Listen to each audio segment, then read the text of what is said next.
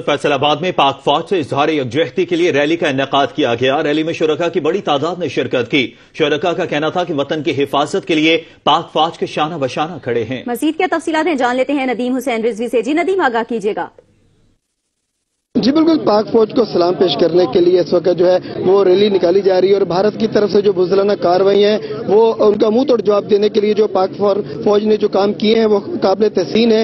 इस वक्त पाक ब्रिटिश आर्ट्स के जो CEO हैं डॉक्टर यूनुस अमीन साहब वो हमारे साथ मौजूद है। उनसे भी पूछते हैं कि जो भारत के खिलाफ जो उनकी पाक फौज की जो कार्रवाई हुई है उसको वो हम सलाम पेश करते हैं और उनका क्या कहना है।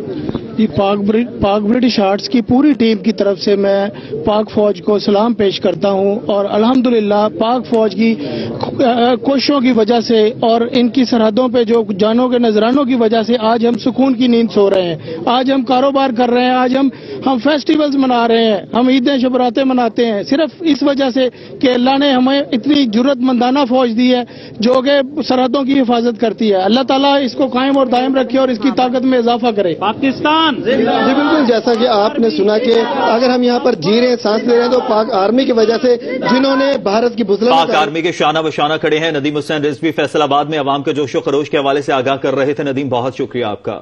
बुलेटिन में